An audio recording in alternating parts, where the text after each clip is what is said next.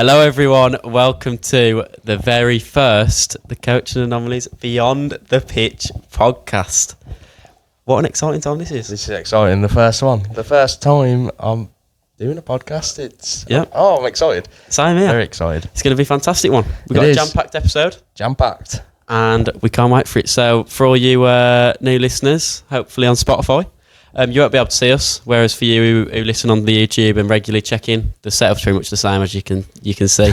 But welcome if you're new on Spotify and join the journey. Hopefully you're listening to this in your car on the way to work, doing whatever, doing the gardening. You've got us on. Cleaning the house, you got us on. This is what we're made for. Yeah, exactly. We don't matter if you're looking at us on the YouTube, but if you're listening to us, I think that makes us feel a lot much better because it's just easier for us. Yeah, we don't have to worry about the camera as much. Yeah, the camera as much and everything, so we could do this forever. Exactly. So do you want to get straight into it? Yeah, but first of all, what's this getting released on? So it's getting released on YouTube? Spotify? Apple Music. Oh, yeah. And is there one more? I don't know, is it iTunes or...? I have no idea. Amazon Music, maybe? Maybe. Hopefully Amazon Music. If we can get it to you, we will. Yeah. Everybody that's out there, Amazon Music... We're thinking of you. We're thinking of you. We're not leaving you out, don't worry.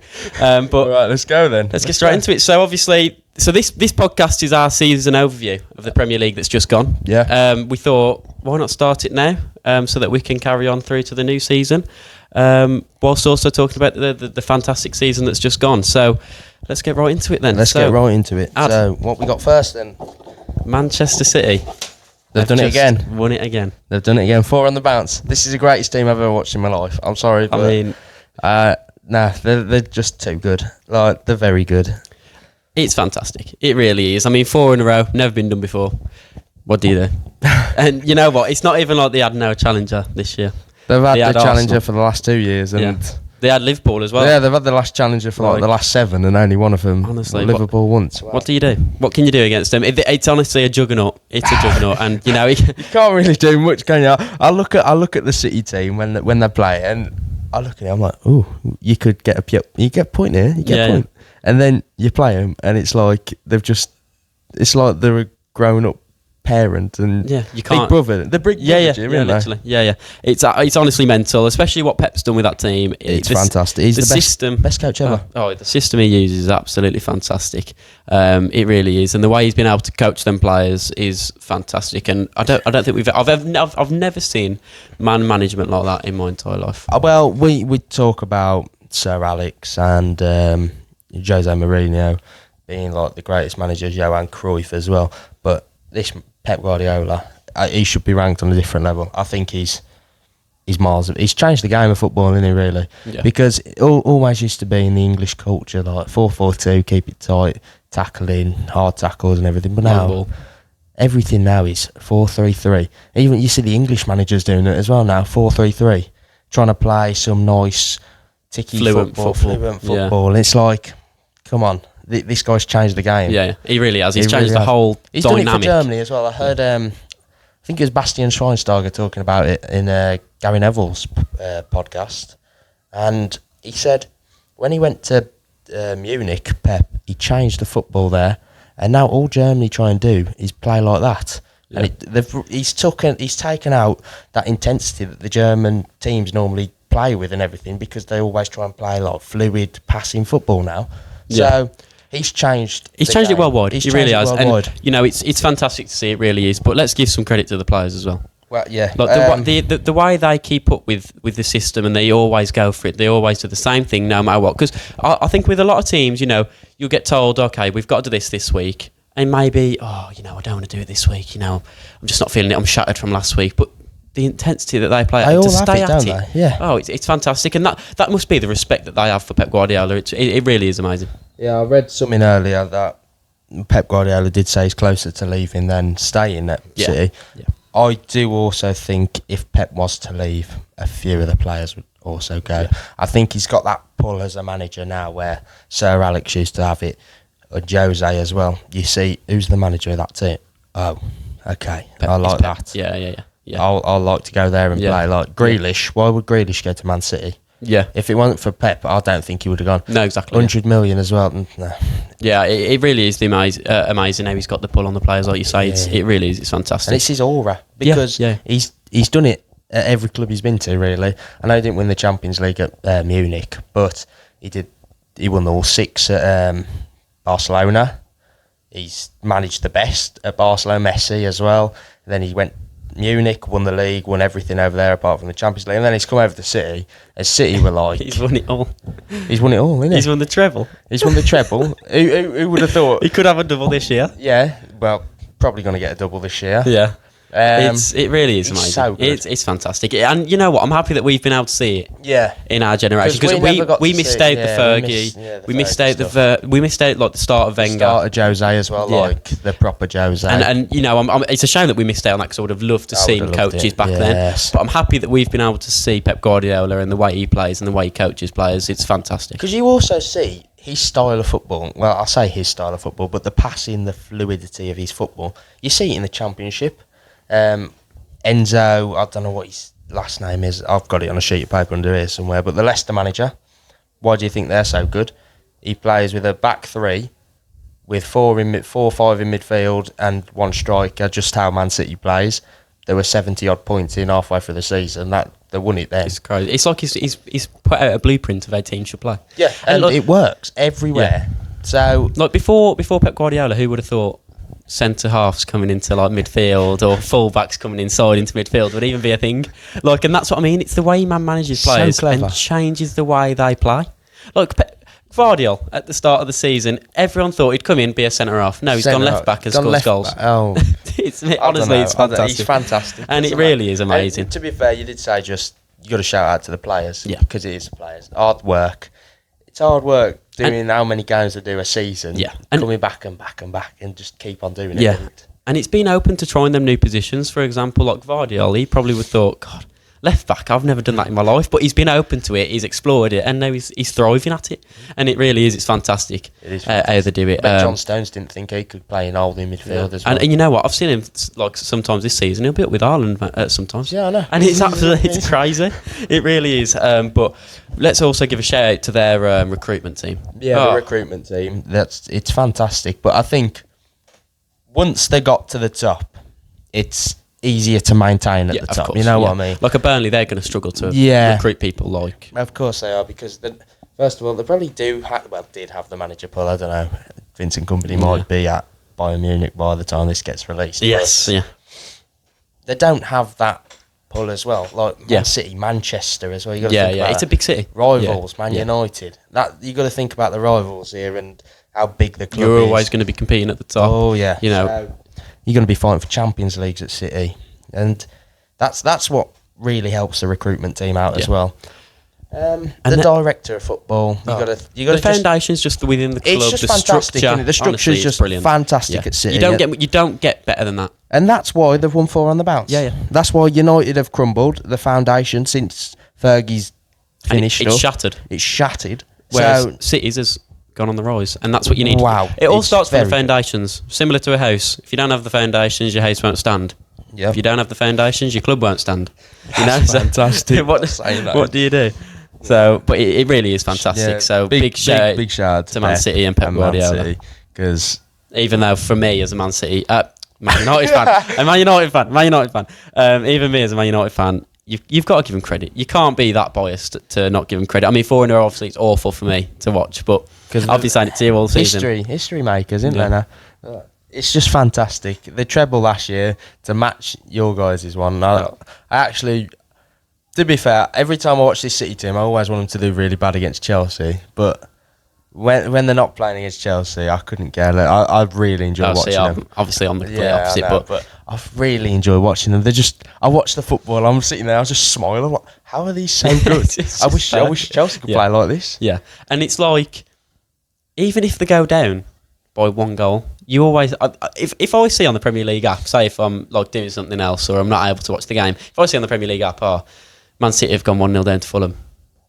So what? They'll win 3-1. It's fine. Like, it's like, why am I even getting excited? See, that's the thing. Like, they don't keep clean sheets as well. That's the thing with City. No, yeah, exactly. Like, you got Arsenal now. They're allowed to give away a goal. Yeah, and they'll just with the attack and the attacking threat they've got, they're going to get it back and they're going to win.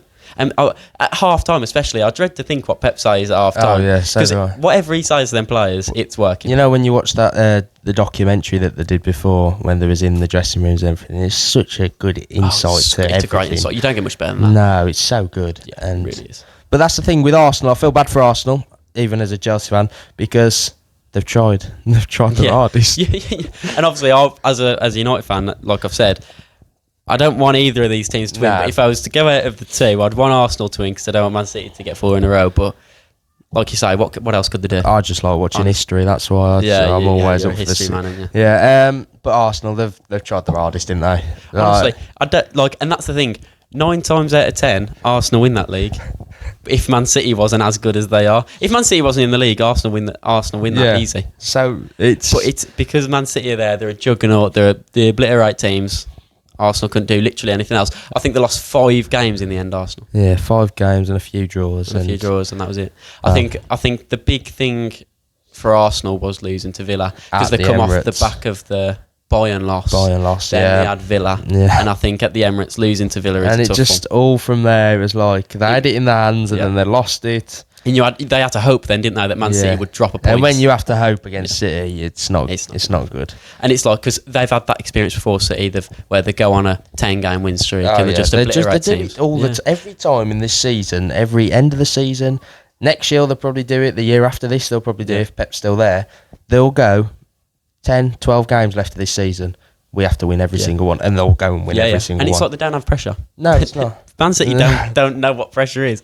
That word isn't in their vocabulary. They play so good. I love watching them, fantastic. and I'm going to be so sad when Pep leaves because I don't think he'll go to another English club unless they offer him the big bucks, which money, maybe Newcastle could be that one. Yeah.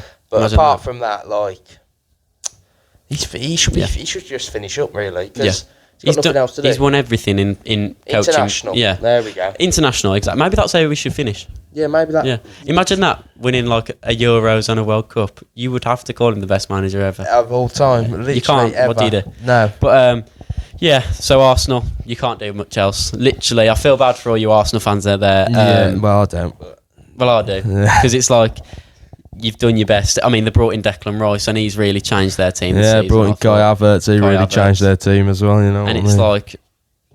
They just couldn't do it. They really couldn't do it. I don't think they could do any more. You were playing against God, and God always wins. Because the thing is, like, no matter what, the top team's going to lose at least 5 games. You've lost your 5 games. You don't lose any more. Surely you'd win the league. No. Man City come out of nowhere and just carry it on. They are so good. They are so good. And you know what? Like I've said before, it's fantastic to see. It really is. It is. But, really good to see. Hats off to Arsenal as well, because you put up a good fight against them. Yeah, you did. Over the last 4 years, they're probably the best fight they've put up against City. Obviously, they put up a good one last year. I think last year was the best fight. They were 10 points ahead last year, and it's like you can't bottle. And that's where the bottling thing comes around. But I don't think they bottled it this year. I just think it's like unlucky. Yeah, it was unlucky because they did honestly everything. And they would have won on goal difference as well. That's the thing. So Arsenal went on that run halfway through the season where they're scoring 5, 6, and then they were scoring 6 again, 5 again. And they just kept winning 5-4, 5-6-0 every game. And I was like, they could do it. Their goal difference is going to be really good here because if you're going to beat City, I think the closest thing you've got to beating City now is drawing on points with them but beating them on goal difference. Yeah. So because whoever finishes above City on points, no one. Yeah, it doesn't happen. Kind of rare. Yeah, kind of rare. But it's like Arsenal defensive record, fantastic. They've got 18 clean sheets this season. You know, exactly, and I keep seeing about they need a striker, which every club in the Premier League needs a striker, but they've been able to score the goals. Do you know what I mean? They've been able to score the goals, and they've been able to keep the defensive record. And it's not like they draw every game 0-0. They still score goals. Yeah. So it's like they just couldn't do any more. Yeah, really. I know people joke about Kai Havertz, but I do genuinely think he was a really big impact onto that Arsenal team. I really think he has helped them. Massive. He was massive for Arsenal. He's fantastic for Arsenal this season. Yeah. It's a shame that he wasn't like it at Chelsea. Yeah, it is a big, massive shame that he wasn't like it at Chelsea. But what can you do? He's got a good manager there. I'm not saying he didn't have a good manager at Chelsea because he played under Tuchel. But I think we can see now where Arteta is the predecessor of Pep, maybe. Like he's got hints of Pep in there.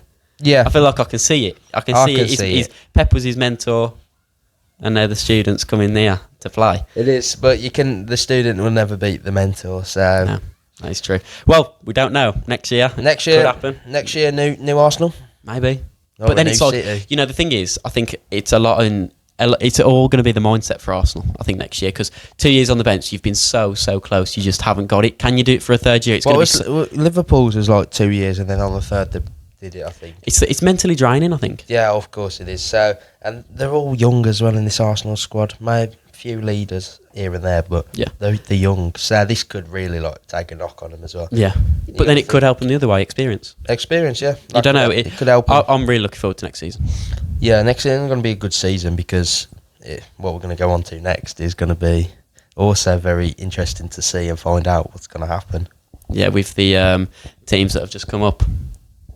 So, yeah. But we don't know at this moment in time the other team that's coming up. So it's either Southampton or Leeds, but we've got Ipswich and Leicester coming up, which I think is going to be really good. No, I really don't. Daniel Farke at Leeds. They're not even coming up yet, but I know they'll come up because they're definitely going to beat Southampton. Sorry, Southampton. I do think but Leeds will win. Leeds are going up. Yeah. Leeds are going to go straight back down. Yeah, I think. Then you've got Ipswich. Which I think what we're going to come on to next. If they lose their manager, they're going straight back down. Then who's the other team? Leicester. They're probably going to lose their manager as well. Yeah, so they're what do going you do? straight back down. But and this is the thing. There's a gap, isn't there, where towards the bottom of the Premier League and the top of the Championship, where it's so difficult for the top of the Championship to stay up. Yeah. But it's so easy for them to go back up, if you know what I mean. So when they go down, it's so easy for them to go up. Go back up, but they can't stay up because the level, just in the Premier League, the level will always keep increasing. So Forest next year, they'll probably get a little bit better. Yeah. They might break a... And Everton, they've been on the cusp, but they always seem to... Everton's always like... Look, when you look at... Without the point deduction, Everton would have stayed up comfortably. Safely, yeah. Brentford, they've got good players, a good manager, which again we'll come on to soon, but... Yeah. I just think the gap's a bit too big. Like, what do you do? It's a difficult one. Then maybe that's where the Premier League need to then look at stuff. Parachute payments, maybe look at that. Different things in the Premier League as well, maybe. It's all about money. So if a very wealthy club comes up and stays up for one season, I think they would be fine for forever. But as you see the clubs now, I feel really bad for Luton because they've played so good this year. They've tried their hardest. It's been such entertaining football. Whenever I've watched Luton, I just think... I watched them against Liverpool and I was like, wow. And, I love it because they actually put all their all into it. Like, I feel like they really have tried. Like, every one of those players in that club wanted to stay up in the Premier League. And I think I heard something about... Matt, is it Matlock? Yeah, what? Yeah, Matt. I think it's... Yeah, Matlock. He had the heart cardiac arrest on the pitch, but he was saying, I think, like the start of the season, they was thinking like very surrounded by, oh my God, we're in the Premier League, like we're going to big stadiums, it's fantastic, and then they thought after a few games, they didn't get the results they wanted. Now they think, right, we have to put we've got to put everything into this if we want to stay up, and that's what they did. Whereas I think teams such as Burnley and Sheffield United, maybe because they've been in the Premier League before. Well, I did actually think Burnley was going to put up a better. I thought they was going to put up a better. Well, to be fair, at the end of the season, they really started. They've changed the play style a bit, didn't they? Yeah, they started clicking. And this is what it's all about. I feel like Burnley. I don't know. They tried this play style. Where it works in the Championship. Yeah, trying which to play again, Pep's football works in the Championship under Pep Sargent in company. And then he's brought it to the big stage where he hasn't got the players to do it. You don't have the players to do it on the big stage. To do Pep's style of play, you have to have the top level players. That's why I'm going to get sidetracked here, but that's why when company is announced as the manager of Munich, he's going to be good. Yeah, it's going to be so good because he's got that quality of player. He's got the players there to play the football that you want to play. So, but you can't. No offense to Burnley, but the players aren't good enough. Yeah, until it's as simple as that. He's playing as simple as that. But again, maybe that's where it comes into. Have you got to change player style halfway through the season? You've got to play to the player's strengths. Neil Warnock said this the best. He said, "What's the point of not playing to your player's strengths? Because you're going to try and do all this ticky football, But if you're 4 centre backs and your left back, right back can't do it, and if they're not comfortable on the ball, you can't play like that. Exactly, and that's where you've got to then play. You've got to change it up. So you've got to adapt to the situation, and that it happens every day in life. You've got to adapt to different things. You've got to adapt to different situations, which I think is what Burnley struggled with. Yeah. Sheffield United, I didn't really watch this season. I'm not going to lie. I'm so happy I didn't, but I just know that they have been useless all season. I am not looking for a job in Sheffield either when I'm older, so I'm going to say what I mean, and I'm going to say it right now. Who the hell in God sacks Paul Heckingbottom to hire Chris Wilder? Yeah, because we all know you're going down. It's not like you're staying back up and my God, Chris Wilder's going to come in. He's going to change the whole thing, and they're going to stay up. You're not staying up. It was never going to happen. It was mental because they've been there with Chris Wilder before, and he took them down. It worked. It worked. Somehow they got 10th. Yeah. But then it's like you've been there, you've done it. Try something. I don't know. I think with Paul Heckingbottom, they know they're going to go back up as well. Exactly, if they go down, they know, okay, Paul Heckingbottom's here. He's done it last year. We're probably going to go up. We're a good team. We've got a good foundation there at the squad level. We think we can go back up. But but why sack him? Why sack Paul Heckingbottom? I don't think that was a good decision from the board. No, Sheffield, I never want to watch him in the Premier League ever. So just stay out. Just stay out. Because they're not putting up a fight, and they'll never put up a fight. So and again, it's that gap, isn't it? And maybe it is the board. Obviously, and the thing that annoys me most is this club is not going to do anything, but somehow Chelsea still draw to them. That's what annoys me more than anything. And Man United gave them a good game. I know, and it's like, what can you do? They are useless. Yeah. Why are we struggling with these useless team? And it gives teams like that. Oh yes, we can do this, and it makes Man United and Chelsea, for example, just look like they can't do anything. Yeah, it just makes us look even worse. Yeah.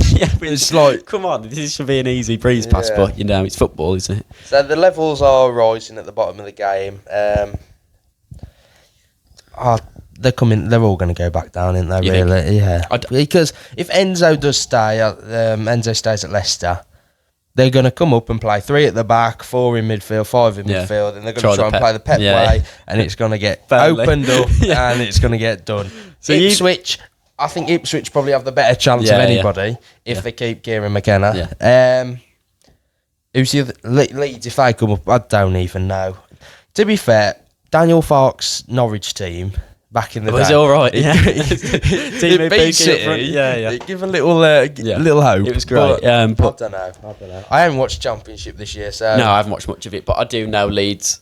They play some good attacking football, I think. And they've got obviously Somerville and that. But I know some people say he's a Championship footballer, which is a tough one, But I don't know. He might shine in the Premier League. You don't know. But I do think Ipswich, like you say, have got the best chance of staying up. I think they've just got that proper connection, and I think it might be similar to Luton. Yeah, and you know what? I've been backing Luton all season. I really thought they had it, and then they didn't have it. But I'm going to back Ipswich. I'm going to back Ipswich. Luton lost it when I think they lost from 3-0 up against Bournemouth in the season. Yeah. They were 3-0 and they lost that 4-3, and I think that's when it heads dropped, and you think, can we do it? Can we do it? And they start having a bit of doubt. But yeah, I think Ipswich, like you say, I've got the best chance.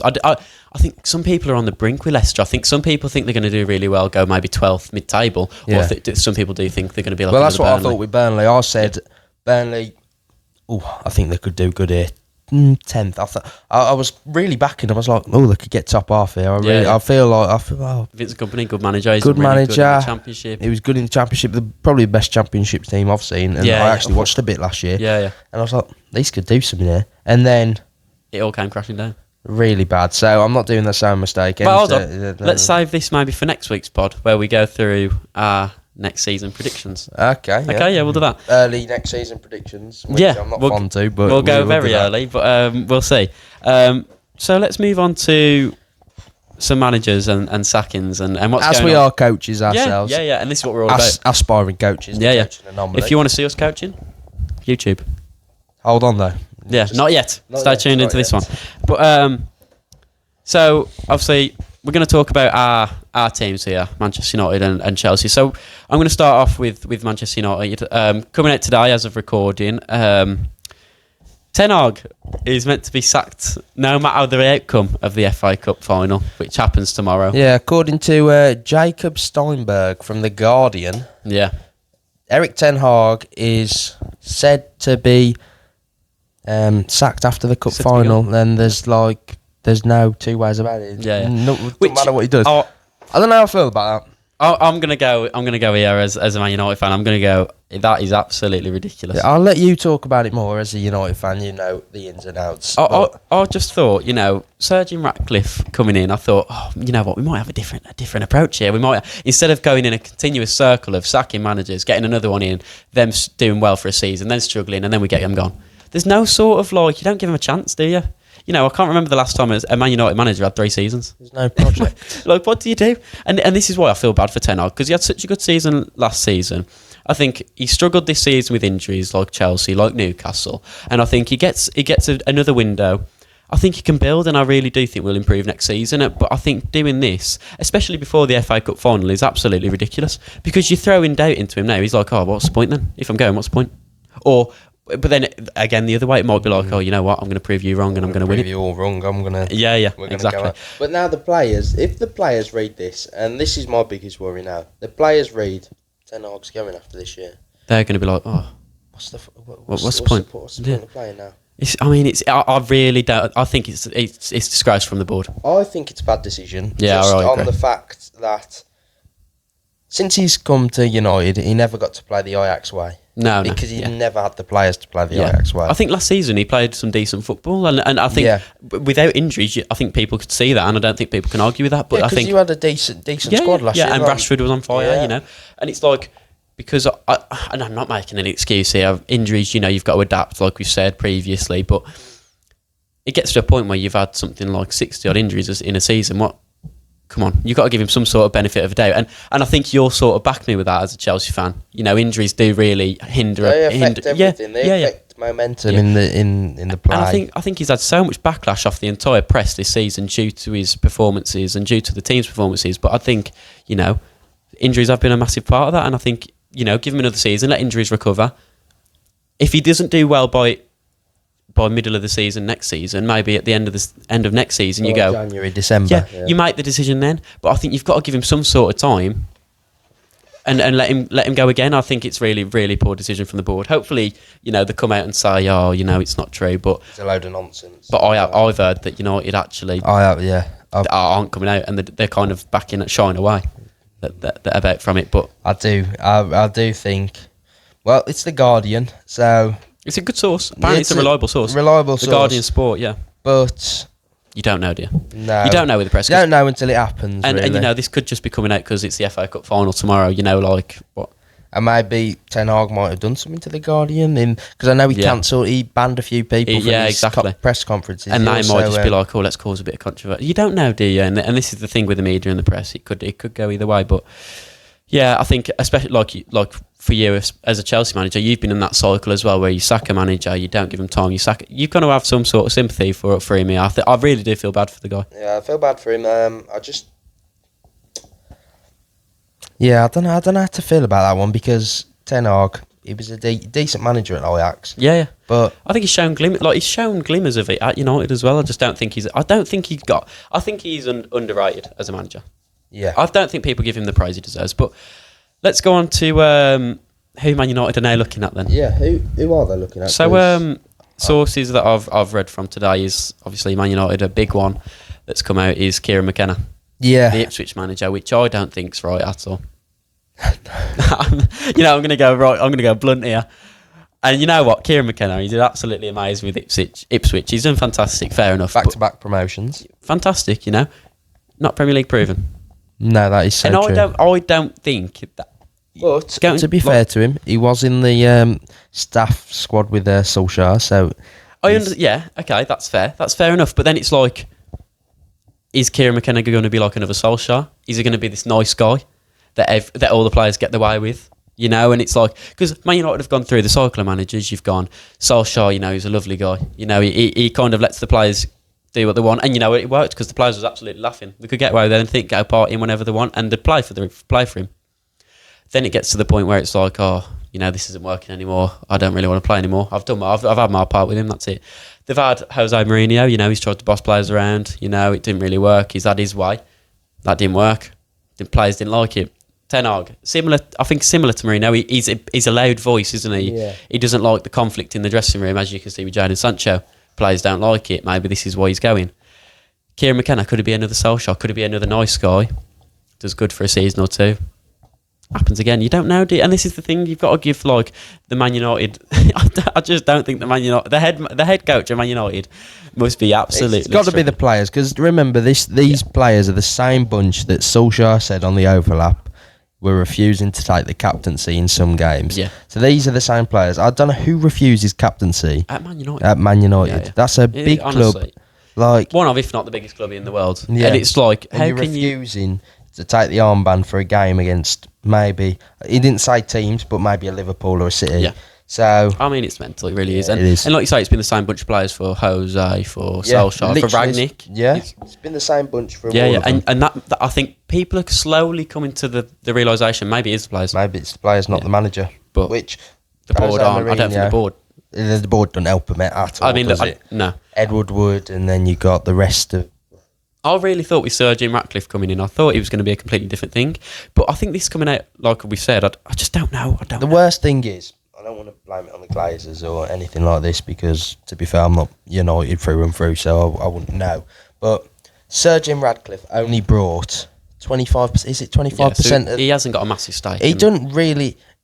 If I was a player and I was like, who's it? I'd still be like, who's he? Yeah. I don't know. Until you, like, they've brought the whole club. Yeah. Then you're like, that's the new owner. Yeah. So I know I've got to be at the top of my game. Yeah. So can't mess around. The Glazers still own everything. So it's like, does it? Yeah, and it's like, well, do there's some? Obviously it says 25% of Sir Jim Ratcliffe's stake is the sporting side of it. Yeah. But then it's like, surely the Glazers as the overall owners have got something to do. They're always going to have something to do with it. And it's like, what do you do? But the next manager I've seen linked with is Thomas Tuchel. To be fair, obviously he's been at Chelsea, so I'll let you go. This one. Big fan of Tuchel. But it's the same with him. He will not let players undermine him because he's up there. He wants to be on the same level as the board. And you know what? He's got the ability to be a top manager as well. And I think that's why he doesn't like players undermining him, like you say. Yeah, of course. But I don't think he'd work in a Man United team. I do, but it depends if he can get the respect off the players. Yeah, the respect off the players and the players that he wants. Yeah. So it'll be an hard one, but I've heard Mark Goldbridge, the mega United fan, he said Thomas Tuchel is Alan Pardew in disguise. So I don't know.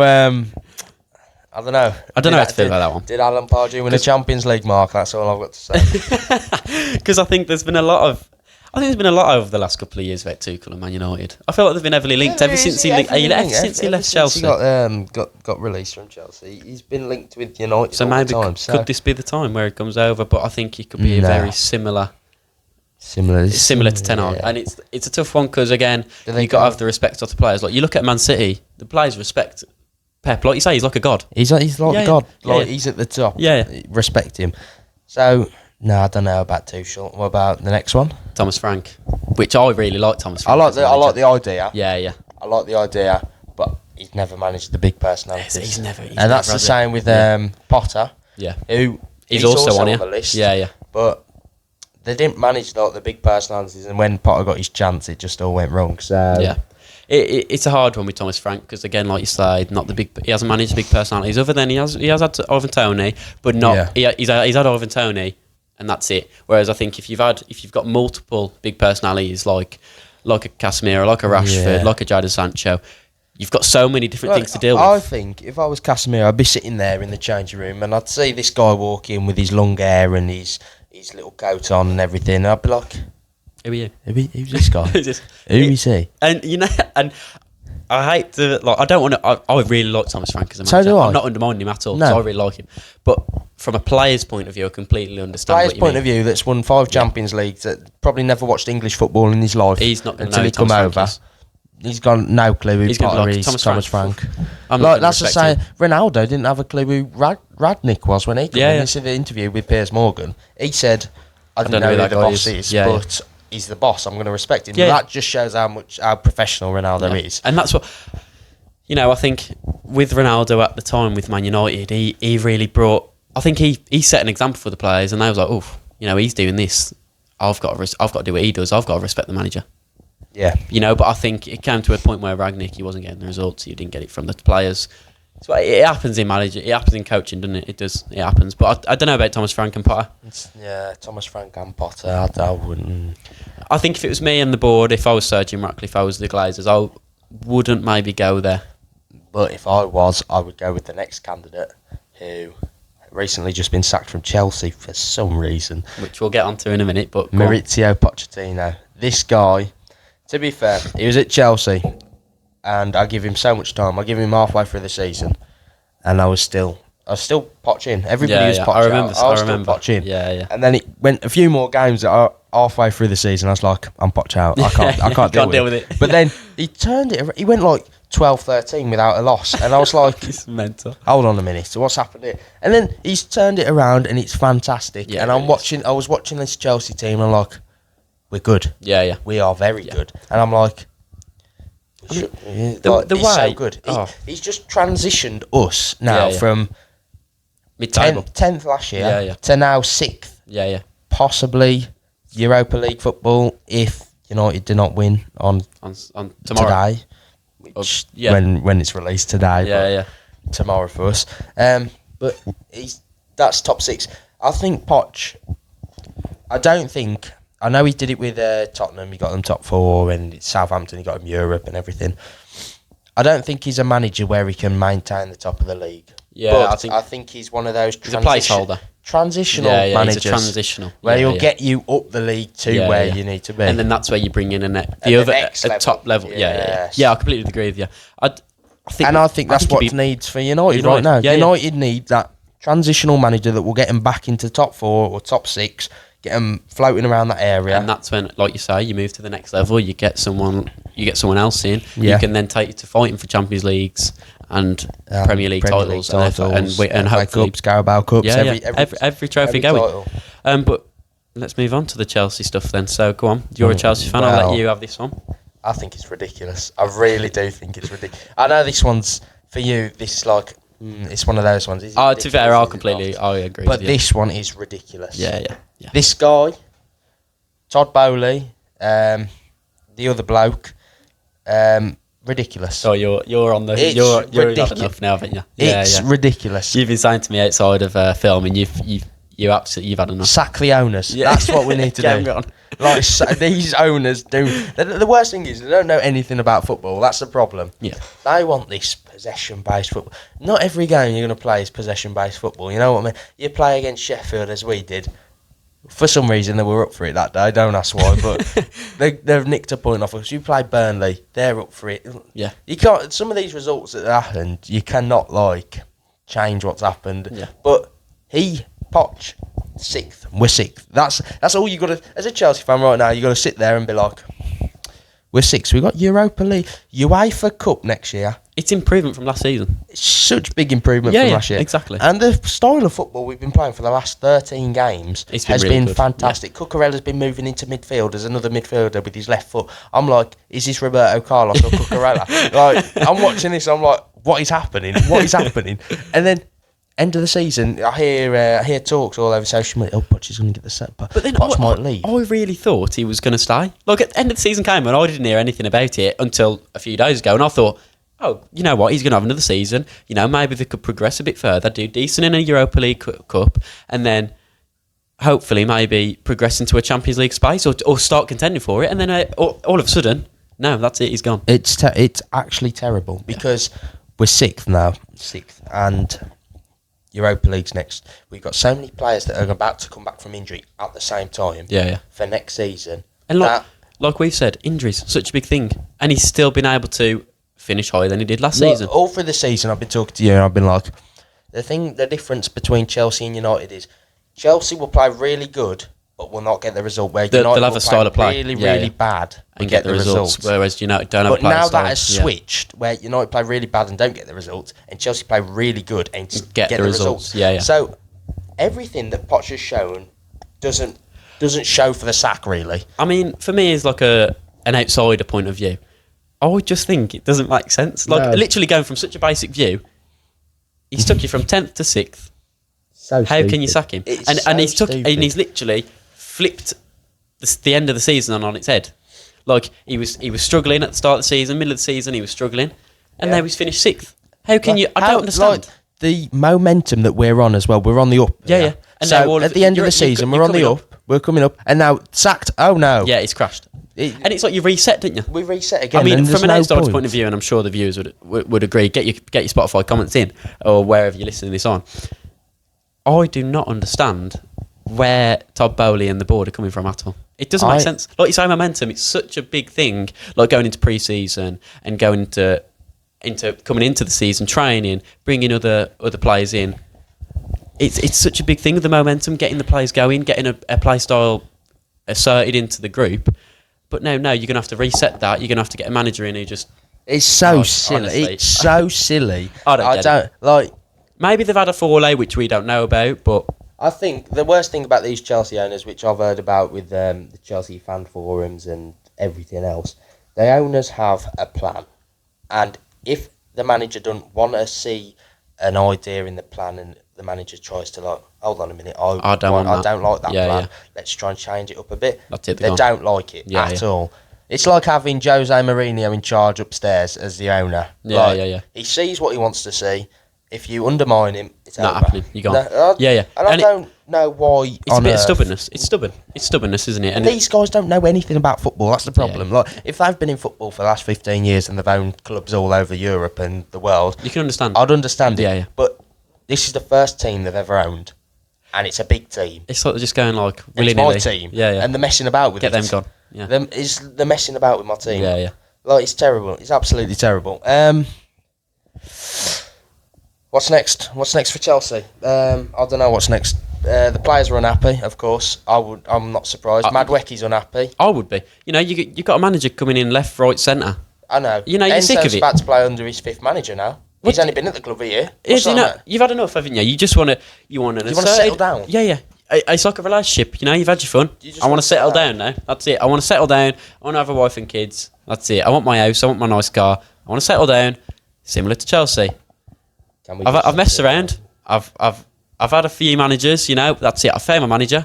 He can maybe take us to the next level. Poch. Yeah. You know, he's got his wife and kids. Carl Palmer. Yeah, Carl Palmer, Madwecky, Jackson. Yeah. They can develop. Which they have been doing. Exactly. And it's like, but no, that's it. When I saw Madwecky at the start of this season, proper raw talent. Yeah. Raw talent. At the end of this season, I've been watching him. Talent. They're not raw talent. Yeah. He's moulded into something now. Yeah. Jackson, same thing. Everybody's disrespecting Jackson. He has turned into something special. I'll promise you now. Like, halfway through this season, I was like, oh my God, got to get Jackson straight out. Jackson's got to go. Well, everyone's been saying, haven't they? And then I was always like, Osimhen, get him in. Get Osimhen in. Now, stay away, Osimhen. Keep Jackson. I'm that twisted. Wow. That Jackson has been so good. Bold. He's been so good since he's gone bald. I don't know what's happened. He's like Drogba regen. I don't know what's happened. But yeah, like you say, it's shocking. Will Palmer play as good as he's been playing next year? That's the problem. It's the man management stuff. And also, the worst thing I've read all the last 3 days is the candidates that have been narrowed down on a Chelsea shortlist. Go on, here we go. Well, you got Enzo. Enzo. The bloke from Leicester. Yeah. You got Kieran McKenna. As everyone is linked with that at the moment. Somehow he's linked with everybody and their dog. This makes sense. What? Where's it come from? Well, I understand he's done fantastic with Ipswich, but what? He's just come from nowhere. And Thomas Frank. Those are the three. And then there's another one on the shortlist that's unnamed. That's a scary one. Yeah. I don't know. But you know what? These three. Let me go back to these three first. You got Enzo, Kieran McKenna and Thomas Frank. None of these have managed a high-profile player ever. So you know what? I've got a picture in my head. Thomas Frank in a long black Chelsea trench coat. I can see it. I can see it. Yeah. I would like to see it as well. Yeah. I'm saying Enzo Fernandez wouldn't have a clue who he is. No. Like no chance. World Cup winner over there. Who's this geezer coming into my club? No hope. It's literally like we're hiring Graham Potter again. If we hire any of these three managers, it's like hiring Potter again. Yeah. And I backed Potter. I still backed him before he was sacked. I still thought he should be given this season. This season I thought was his season to shine. Sacked him. Yeah. So, it's not even like you're going to have players such as Thiago Silva to start kind of calm down He wouldn't know who he is either. But then it's like he's going to have the respect for the manager who comes in. Of course he will, because he's Whereas experienced. Players like Madueke, These young kids now, they get a bit leery, don't they? On the They think gangster rap and everything. They get a bit too big for the boots. Yeah, they all think they're 10 men. Yeah. So, they won't. Why, Kieran And it's McKenna? like, It hurts my head. But then it's like, the manager's got to have some sort of, he's got to have something about him if he wants to come into a Chelsea side with the younger players, like you say. I don't know. It's going to be a tough one. The unknown candidate really throws you off. Yeah, it throws me off because why the hell are they exposing the 3 names there who have never coached like big teams or names, but then they've marked this unknown. But to me, like you're putting in an unnamed candidate, it's like you want that you want everyone to know. Yeah. Like if he was an unnamed candidate, you just wouldn't put him in. Yeah. You want everyone to know that he's there. Unnamed. It's a surprise, but. Which means he's probably the one that's got to be the manager. Yeah. Watch it be Ten Hag. Watch it be Ten Hag. Imagine that, it's all like a little plan and it's so stupid. No, but I don't know, man. I really don't know. I could see Thomas Frank doing it. If I was going to choose anyone out there, I would actually go Thomas Frank. But recent news, we're going to move over to Spain right now. Xavi has just been sacked as the Barcelona manager. Yeah, literally a few hours ago. Hansi Flick is taking over, which means Xavi. He's there. He's on the He's go. available. So the board wants us to play possessive, nice football, keep the ball for the whole game. He's the player. He's literally He's Pep's regen. Yeah. If he comes over to England, He's played like it. He's played that won football. the league over there. He got far in the Champions League. Yeah. A bit unlucky, stupid mistake by a player. But I think Xavi's the one for us. I really do. I could see that as well. But then it's like, I don't know. It's a tough one, isn't it? It really is a tough one. It's so stupid. You know what I find like crazy? How like towards the end of the season, people's like, "Oh, manager market's not there at all." Yeah. All of a sudden, all last open week, now. everyone's going everywhere. Why is everybody getting the sack? It's gone mental. I feel bad for really everybody's losing the job. De Zerbi's free. No? That's the unknown. I could see that. Actually, De Zerbi is the unknown candidate. You don't look very happy with that No, one. I'm not, because we're doing this Brighton thing again. I don't like this Brighton. I hate Brighton. I hope they get relegated. I do not like I'm on the... Sorry, Brighton fans. You know Ty from AFTV when he did the Mopay, you're a cheat, get relegated. That's how I feel. They are a cheat. They've robbed us so much money. It's unbelievable. Cucurella, 60 odd million quid. Caicedo. 100 odd million. What's happened? Then you had Potter. Then we had Potter. That's another 20 million quid down the drain. And now apparently the team, a random team, have paid £5 million for De Zerbi as like commission. That's you. That's us. That is. It's got Chelsea written all over that picture there. Yeah. Unnamed candidate, It's Roberto De Zerbi. Yeah. And next Chelsea manager will be De Zerbi. I'll tell you right now. I genuinely think it will be as well. But I think that's a good place to take a little break, let you regain your thoughts. So silly. So stay tuned. We'll be back with you in a minute.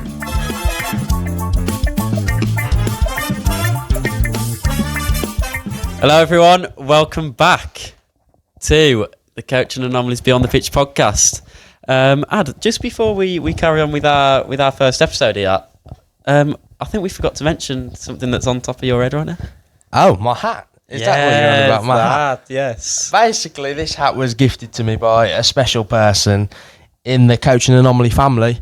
I don't know if you guys can see that on there. Probably not. But it is Coaching Anomaly merchandise. Yes. I mean, for you that are just listening, unfortunately, you won't be able to see this, but go and check it out after you've listened. It's a nice hat. That's all I've got to say. Unfortunately, we ain't selling them at the moment.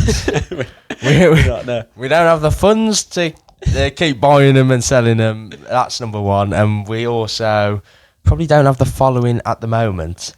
So hopefully in the near future. We're keeping these for coaching, and that's expose our brands when we go to the places like the Molineux or tournaments in general. Yes. And we just we spread awareness to the Coach Anomaly just so we get a bit more following. Yeah. And then finally in the future you can get a fantastic, beautiful looking hat like I've got on the top of my. I have also got myself a beanie, which unfortunately I haven't got with me at the moment, but it's there, and you would have seen it in a video, hopefully. Yes, hopefully. So keep an eye out for that one. But I just thought we'd mention that because these little hints that we're dropping in here, there, and everywhere. You got to keep an eye out for. So let's carry on with it then. Let's carry on. Where do we stop. So we stopped on Poch, didn't we? Yes. And So we finished the Chelsea talk. Where Still Ad was annoyed on that, but we've got to move on from somewhere. So let's go. Next. Season overview. This is what Season we're about. Overview. Team of the season. There's nothing else better to do on a season overview than a give team of the season. your team 11. of the season. Oh 11. yes, here we go. So should we do position by position? Position by position. So do you want to start? I'll give you the honours actually. I'll start. Okay. I'll start. Okay. I don't know how to hold the microphone while Okay, so goalkeeper. There's only one man for this job. Oh, I've got. And it pains me to say it. David Raya. Oh, okay. I think we might have gone different routes. Oh no! Please say you've got David Raya. I haven't got David Raya. You haven't. I've got Jordan Pickford. No, because right there. Hold on. And I think some of the listeners and viewers will understand me here.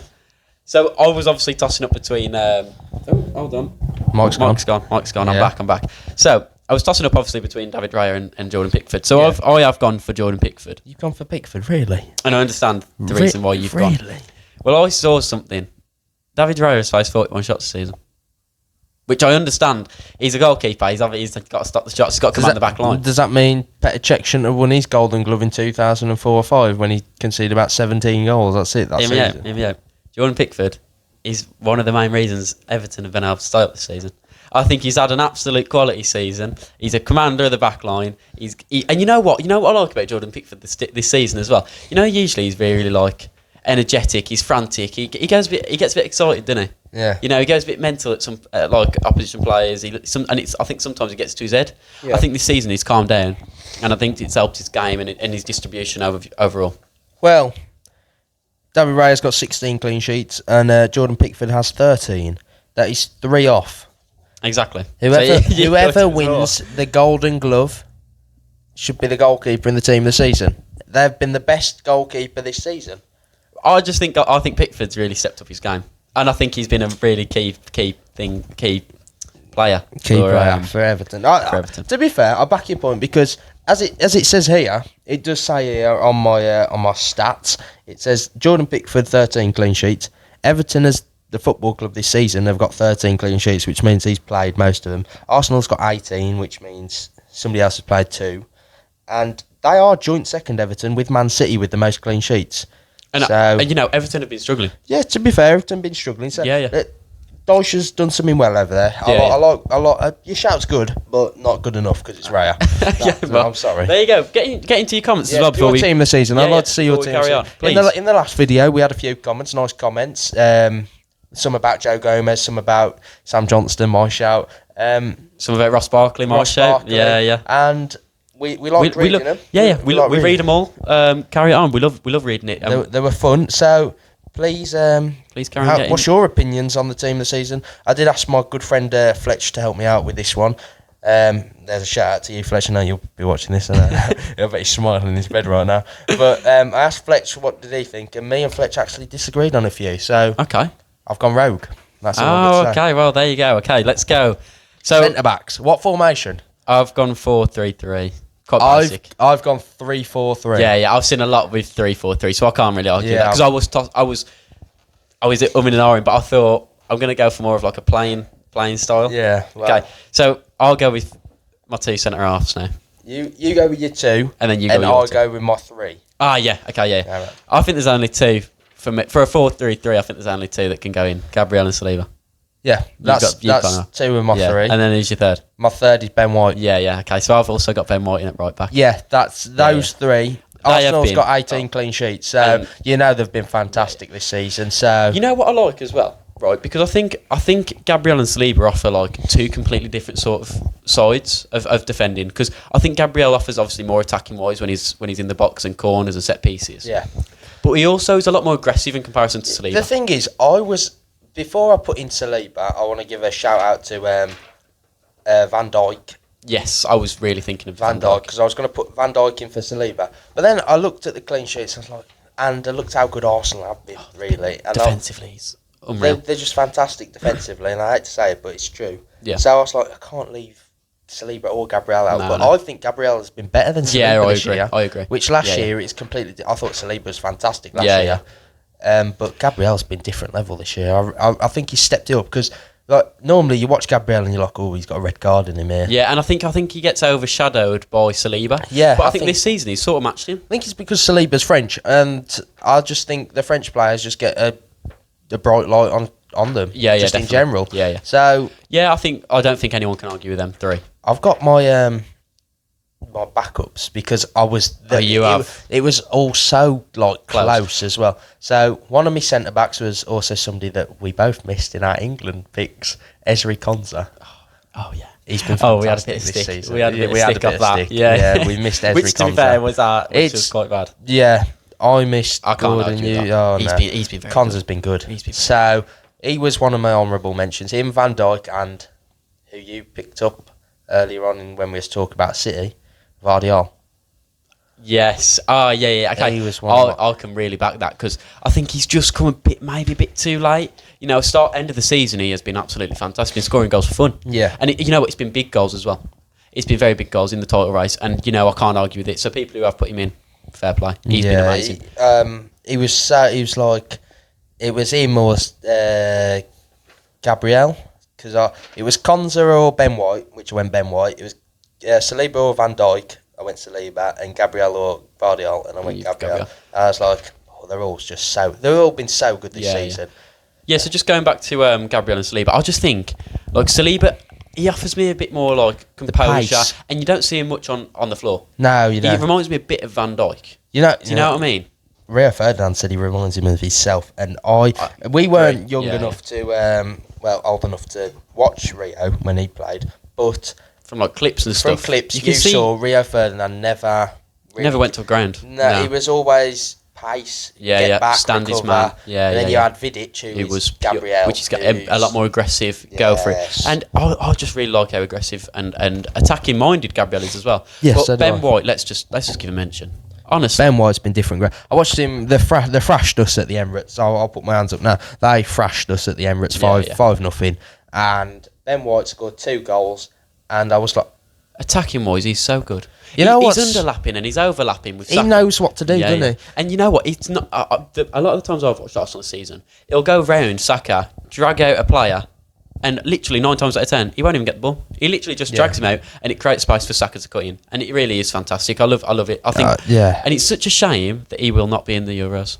And that's what I was just about to say. I was about to say it's a shame that he's not going to the Euros because of the falling out with the coaching staff and whatever really it is. Because I don't know what it is. But I don't think at such a high level for England you should have like agendas or like. Shouldn't be for no. No, it shouldn't happen. I just think you're all adults. You're all mature adults. enough. Yeah. Sit round the table. Grab a coffee and talk it out. That's it. You're playing for your team. You're playing for your country. Your country, which is much bigger than your team. You have literally got one of, if not the best chance this year to win a major tournament for the first time since 1966. Yeah, because you think about it, Reece James ain't there. Trent ain't really like. I think he'll play Trent in midfield anyway. Yeah. So Kyle Walker's probably the other one that would take Ben White's spot. But Ben White, defensively, attackingly, partnership with Saka. Oh, that's been the best thing for Arsenal. I think is that right side, that link up play, and it could literally be translated to. It's been so good, and it's such a shame. Because he should be there. But let's move on. So obviously I've gone for a 4. You've gone for a 4. So you do your left and right back, which you've already told me you're right back. So my left back. And I'll do my left mid and right mid. Okay. Yeah, so my left back, I don't think there's been many good left backs this season. No, that's why I have to go with 3. That's why I was debating. But I've gone Udogie. Spurs. To be fair, I agree with it if you was talking about half the season. If you did the first 17, 16 games, and you said that's fantastic. I really like him. I just think, and you know what, you can't have all City and Arsenal players. No, that's the problem. That's the problem. But I think he's really good. I think before his injury, he's been fantastic, and it's a shame that he's going to miss out in the Euros as well because of his injury. I think it's quite a bad injury. It's a bad one. I really like him. He's so good, and I think he's come into that Spurs side and because Spurs obviously play with their fullbacks coming inside as 2 10s, don't they? So yes. When I was watching Spurs at the start of the season, I know they've kind of took a little tumble towards the end and the middle, but at the start of the season they were playing some nice football, and it was because the fullbacks, Pedro Porro, Udogie, and who's the other one? I know there's another one, but all 3 of them, when they would get rotated, they'd all move into the 10 position as wide fullbacks, and I'm watching that. I'm like, how can fullbacks play as 10s? Like, It's fantastic. I remember when I used to play fullback when I was 12. I didn't. My one job was just get the ball and kick it forwards. Yeah, because I think fullbacks are such a big they're so important in this the modern game. In this day and age, yeah. It's massive. But like you say, when we was growing up, I mean, more for our parents probably, but you kind of just put there, stay out of the way. Stay out of the way. But it's like, get the ball, kick it, just get it gone. But I really like it, Doggy. I think he's really shown, especially at the start of the season, like you say. I think he was really good at the start. And I think maybe that too that was missing. Yeah, and then just all faded out for Tottenham, just in general. Yeah, after the Maddison injury. Yeah. After the Asia Cup as well. After they got done by us 4-1 in their home garden, he loved that. And then it all went downhill from there. Jackson hat-trick, that's all I got to say. So you were going to do I'll do my left mid and right midfielder. Okay. My right mid, Cole Palmer. Yep. Left mid, Phil Foden. Okay. Yeah. That is just such a good midfield right now. Like, I don't even want to tell you the midfielders, but that is so good already. Oh, Palmer, 22 goals, 11 assists. What, you can't argue. You can't argue. He's in there. Young player of the season, Foden, player of the season. I know Foden's got a couple goals and a couple assists as well. I'm so happy that we've got these pair for the England squad. Oh, so am I. I'm so happy. I know one of them will play. Foden will play because he plays at Man City. If he doesn't start Cole Palmer, he's mental. I know, but Foden will play because he plays at Man City. Yeah. I'm so worried about Palmer's positions. And you know what? Because nothing against Gareth Southgate here, because I think he has done really good for England. But I think he does go a lot on where teams finish and where teams have finished in the league. Like you say, Foden won the league. He's been brilliant. Palmer, he's been fantastic. We all know that. Yeah. As spectators and as fans of the game. But to finish 6th, will Southgate take that into account? But I don't think he should at all. Palmer should be starting. But we've talked about England. It's the same with. I know you're just about to say, we talked about England, now we're going to carry on. But I'm going to carry on talking about England for a little bit. But same with Adam Wharton. He's fantastic at Palace. And I think he should stay in the England squad. We missed him out as well.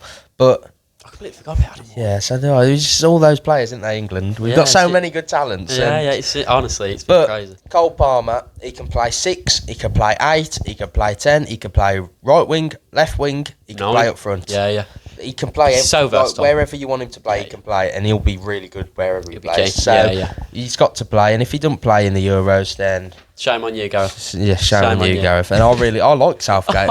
I think he's like good. I think good national level. Yeah, good tournament manager. Yeah. I really think he is. But if he don't play him, no, okay. Yeah. So midfielders, I've obviously got 3. You've got 3, and I've got 2. So I'll go my 3. You go your 3. I'll go my 2. So I've got Rice. Yeah. Odegaard. Yeah. I've got one rogue on here. Alexi McAllister. I like it. You want to know why? Yeah, okay, go on. Because I've done honourable mentions for this position as well. Okay, yeah. My honourable mentions were Rice and McAllister. Yeah. My 2 main ones. You haven't got Rice in? No. My 2 main ones, Rodri and Odegaard. Yeah, okay. So I would also have an honourable mention, which obviously would be Rodri. Yeah. I just thought, you know what, I'll go a bit out there. I'm sick of Rodri's got 8 goals and 9 assists this season. He's got more than Rice. Yeah, yes. That's literally, to be fair, I don't like picking people from stats, but earlier on I got told to do my team of the season squad quick. I was like, it's either one of them, but I'm just going to... One's won the league, so I took that into a factor as well. Big thing. And then the other one was... let's have a look at the goal involvement. I know that means a lot as well. And Rodri had more goal involvements than Rice, so I was like, I've got to pick Rodri now. I've heard something as well. I read a stat the other day that Rodri has played 4 less games than Declan Rice, and he's completed 1,600 more passes than Declan Rice. That's mental. That's just City, isn't it, really? But I just really like Declan Rice because I think he has offered... Yeah, so do I. He's offered Arsenal something much more than they usually have, and I like how... That's why I was going to pick him. I think, like, earlier in the season where he was playing a bit deeper, I think it kind of limited him, like, because he's so good at driving with the ball. But as they started bringing in Partey or Jorginho playing a bit deeper, it gave Declan Rice license to go a bit higher up, use the ball, take it in his stride, and really start going a bit more attacking. And I like that side of Declan Rice, and I hope he brings it to England. I really do hope because he's like... He's that man now. Glue. He's a glue. Sorry for touching the mic. He's a glue in the midfield, I think. He just links everything up. He's such... To be fair, I don't like giving Arsenal credit, but that's such a good recruitment that is for Arsenal. Yeah, yeah. Like Mikel sat there at home and he's like, last year, who do we need? We're missing something. We're missing a midfielder. There he Declan is. Rice. Yeah, And to be fair, if it weren't for City, they would have won the league, and Declan Rice would have won it in his first season. Just like He's been worth every single penny. every single penny. Like you talk about Caicedo, Enzo, were they worth it? That guy's worth how much they've paid for him because he's if not fantastic. more, he has been really good. He's like the thing is injuries as well. He doesn't get injured. No. He hasn't been injured. He's all like an season. Iron Man. Yeah, it's fantastic. He stays. McAllister, you went McAllister. I like the shout because I also put him as an honourable mention. I just think, and you know what, he's been playing a bit deeper for Liverpool this season, and I really like that. Well, the thing is, he can play 6, 8 or 10. Yeah. So, but yeah, I think McAllister was one of those players where when it was looking bleak for Liverpool halfway through a game, he would pull out a rocket from his shoe. I mean, I was literally just about to say, he has scored some absolute He's scored some of the best goals this Oh. season as well. Yeah, fantastic. Really, really good. He's been good. And then Odegaard. Yeah, He has to be I've in got Odegaard there. He was my first name. I put on. Instead of before Rodri, I went Odegaard because he's done it again. You know what? He's such a beautiful footballer to watch. Real Madrid let one go. That Real Madrid rarely do that as well. They had Ozil gone to Arsenal. Odegaard gone to Arsenal. That's who he reminds me of. Honestly, he really reminds me of Mesut Ozil.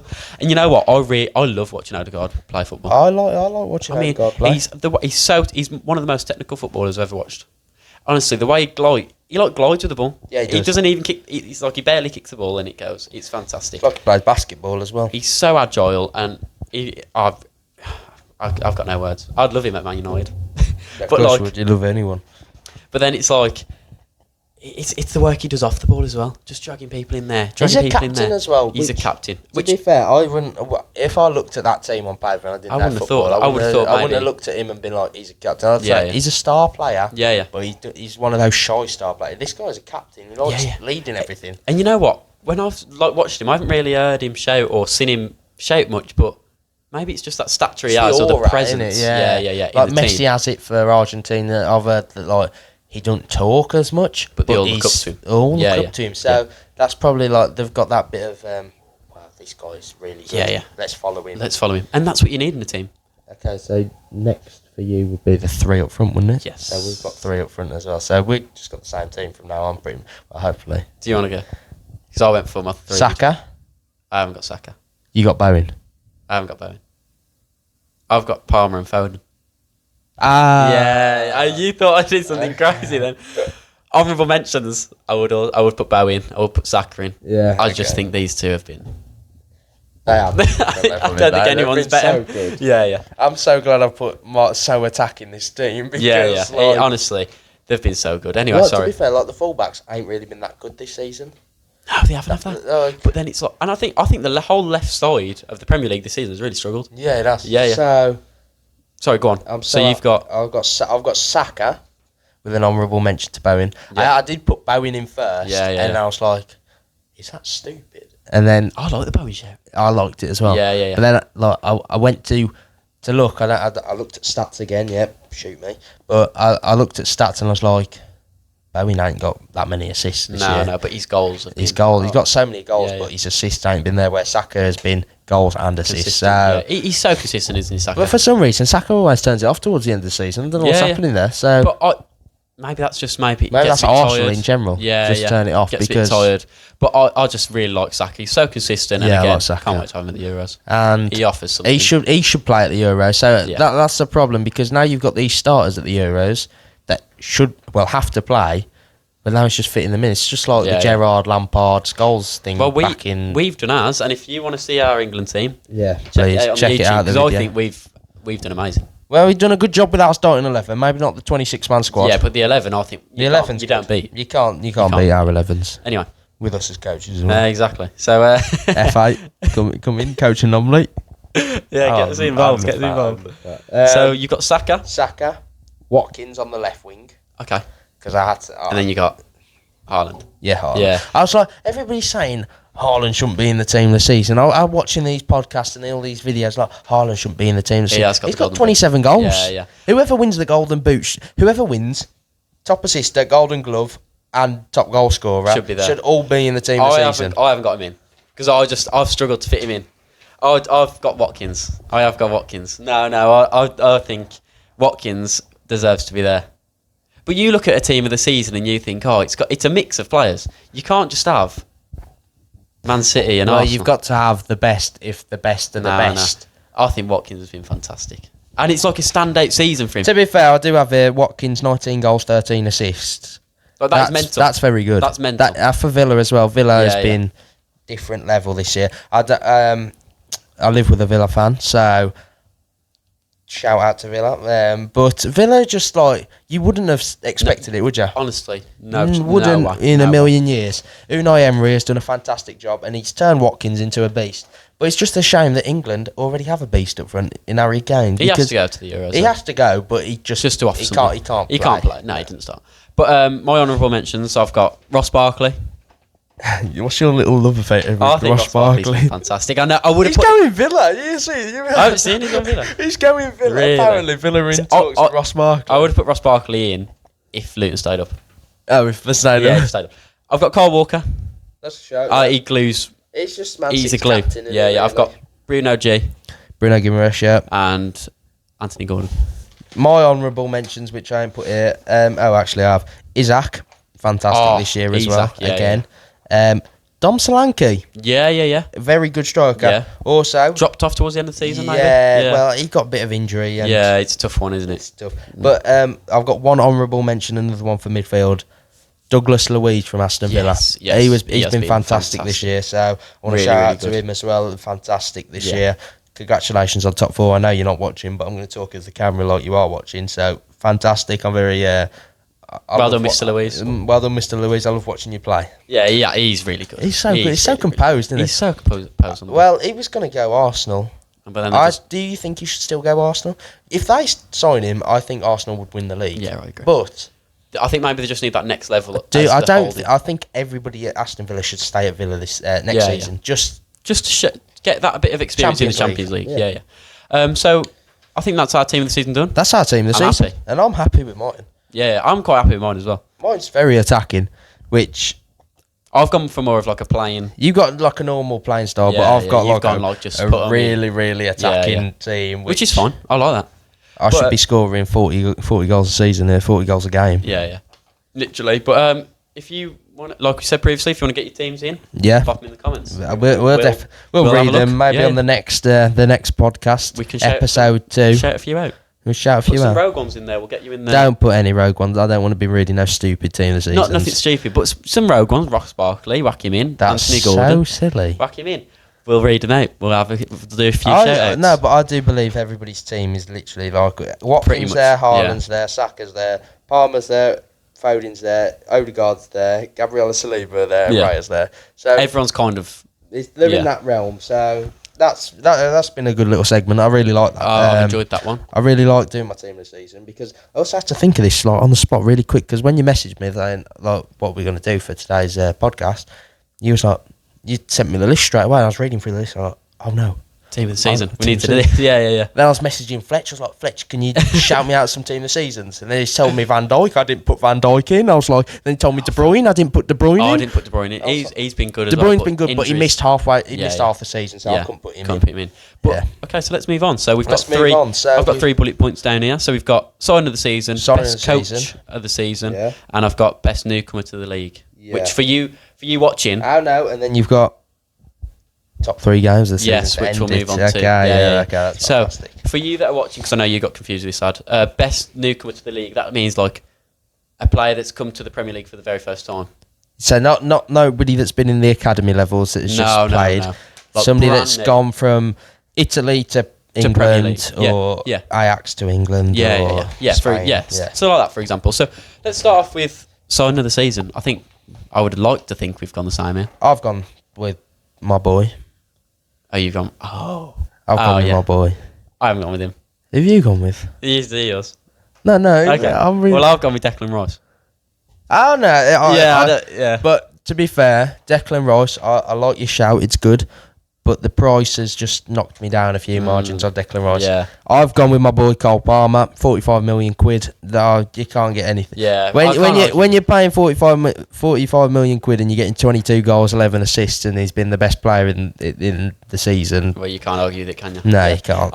I just think Rice has really offered something else for right. Arsenal. Like, He's been I've actually seen a lot of people say that as well as they're signing the season. Like I Declan really Rice. like Declan Rice. I think he's fantastic. I really do. Yeah, I can't argue with the Palmer show. If he wasn't for him, you'd probably be We'd actually be you'd be relegated. bottom half the table. Yeah, so Don't talk about so that. let's move on. What's after that? So best coach of the season. Best coaching performance, but so I actually went with a game from a coach, but the coach also is my coach of the season. Douglas Luiz. We're back. Aston Villa. I couldn't pick anybody else. Everybody can pick Pep, Arteta and everything. But Unai Emery has been different class this year. Honestly, I completely agree with you. Everybody, why did he get so much hate at Arsenal? I thought he was a good manager there as well. You know what? This is like English press. English stick it on the foreign managers. Yes. And it's like, get him feeling a bit under pressure. But he has been He's fantastic. better no offence to any of these, but I think he's better than Dyche. I think he's better than Potter. Yeah. Forget about Kieran McKenna. He's better than who's English that Frank Lampard managed. Yeah, Gerrard. He's better than Gerrard. He's better than them all. Yeah. So I've also put Emery. Obviously, I think he's been outstanding. He has brought Aston Villa from out of nowhere to the top four. It was looking like looking bleak. I did my Premier League predictions with my mates like 2 years ago when Gerrard was the manager, and I had said them nearly going down. I had them like 16th. I said they were just about survive. And out of nowhere, and the thing was that I was so right because Villa were down there. Yeah. And then they sacked Gerrard. I was like, because I never thought, what if they sacked him? I was just like, if they could keep Gerrard for the whole season, they'll be down there. Yeah. They sacked him, and Unai Emery is like, honestly, they should get a statue of him because he's different. He's different class. He's took him to like the Champions League in how many years? Obviously, you Villa fans would know, but he has been fantastic. 1982. I know that one. 1982. There you go. 40 odd years. 42 years. 1982. 42 years. So that is really, it's fantastic. And fair play to you, Unai Emery. And shout out to the Villa. I do hope it's 92. 82. 1982. If I've got that wrong, Mark, I am sorry. But yeah, I do think it's 1982. That's when they won it, actually, 1982. No, it makes sense then. Yeah. But he's been Unai Emery, really good. Why would he drop from Villarreal or wherever he was last to come to Villa? Because he saw something in Villa, which I saw. They've got the players. Villa have got such good players. Douglas Luiz, John McGinn. Oh, they've got so Ollie many. Watkins. Oh, they've got so many good players that I'm not. Under Gerrard, probably weren't getting coached right. Yeah. Under Gerrard, he was still playing Coutinho and everything like that. Yeah. Oh, God, yeah, he was. So that's a bit like this. But Unai Emery's different level. He's an upper coach. He's an upper tier coach. He's top level, isn't he? He really is. He's top level. It's fantastic. I really like to see it. You put best coaching performance, and I'll give you the coaching performance that I picked out.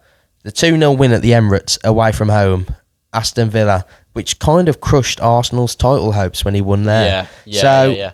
I think that game, how he managed that game as the Aston Villa manager, fantastic. He is fantastic. Unai Emery, I would give you a round of applause, but I got a mic in my hand. But you've been fantastic, mate. Fair enough to him. And he's been honestly really good. Honestly, you can't fault anything they've done this season, can you? Yeah, instead of good season, mate. That's all I've got to say. Yeah. Fantastic. You've done all those Villa faithful proud. I'll tell you that right now. And I feel like you will get a statue sooner or later. I really do. And I think you should. If they don't give you a statue, I don't know what you can do to deserve it because they ain't seen Champions League football in ages. So they don't. A manager like you, it comes once in a blue moon, doesn't it? Really. So, so let's move on. Best newcomer to the league. I've got 3. This is quite a weird. I know it's a very weird one. Question, but I like it. I think it's something new. Who you gone with? Because I've got 3, so that's the only. So I've got Kudus from West Ham. Yeah, Kudus. He's so good. Well, he was rumoured to go to Chelsea at the start of the season, which I was remember like, that actually. Yeah. It was iffy, but I don't know. Kudus, it's a good shout. He's been really good at West Ham actually. He scores all those goals, and then he that celebration where he just sits down on the billboards, which I'm never really understood, but sometimes you probably do need a break when you're playing football, you know what I mean? Yeah, but he's been unreal. So fair play to Kudus. He has really, I know West Ham have struggled a bit towards middle end of the season, but he has really, at the start of the season he was fantastic. So really, really good. Very good, pal. If you can hear anything beeping in the background, we do apologise. I don't know what that actually is, but okay, you want me to pick mine?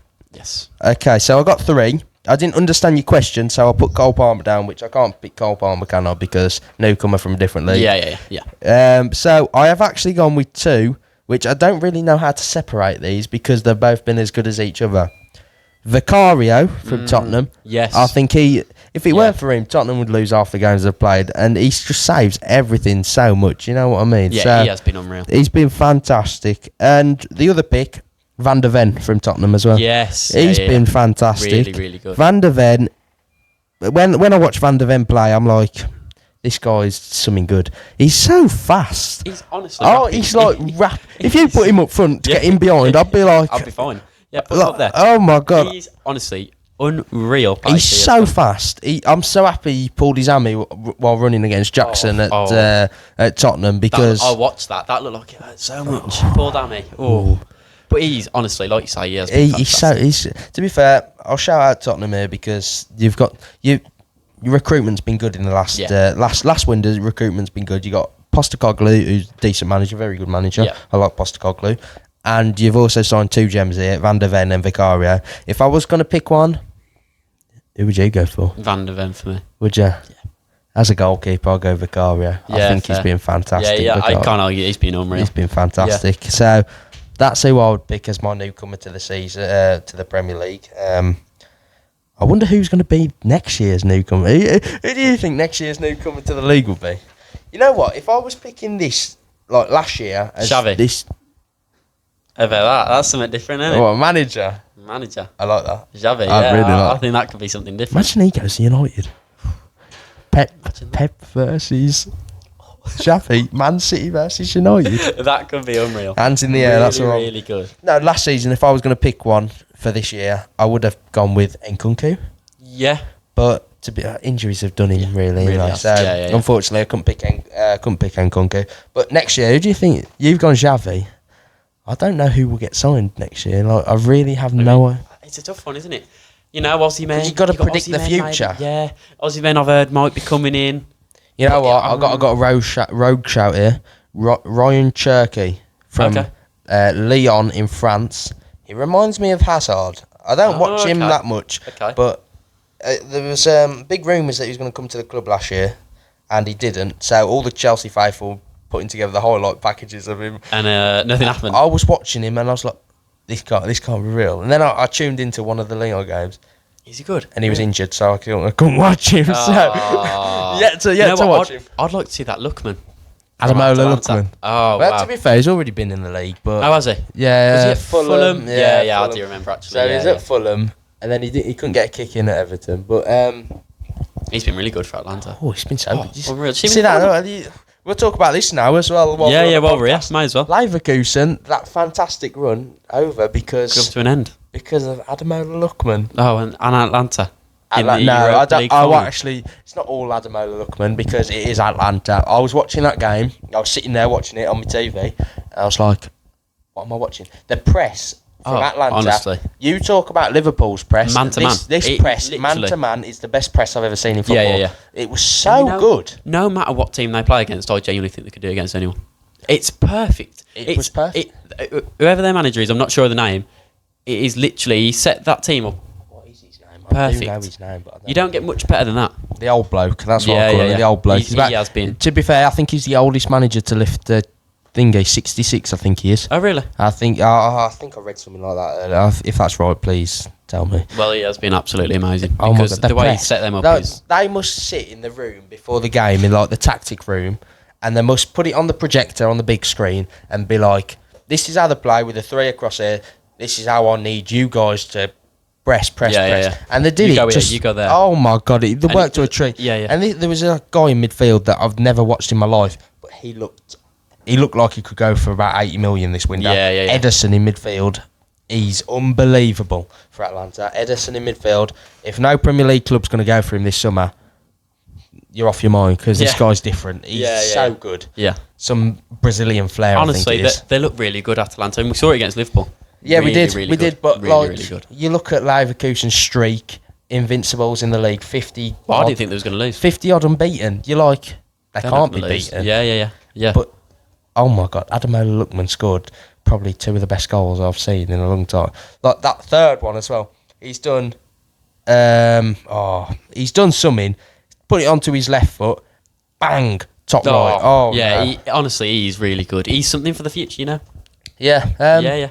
Well, I think he changed his nation to Nigerian, but he was English. Oh well, that's a shame. I know, because that's a big that's shame. like. It's another one. It's another one. It's another really good talent from London as well. When it's like, would he play with the team we've got? He wouldn't play. Definitely wouldn't play, and I feel bad for him because He's he's the first ever person to score a hat trick in a Europa League final. Yeah, so I saw that. I read that. That's very good. That's a good thing to have as well as a player as well. Yeah. Imagine having that in your head. Imagine having that record. I've scored a hat trick in a in European a Cup final. Yeah, wow, absolutely that's sensational. Fantastic. So I want to say commiserations to Leverkusen. But hats off. Hats off to Atlanta because unbelievable.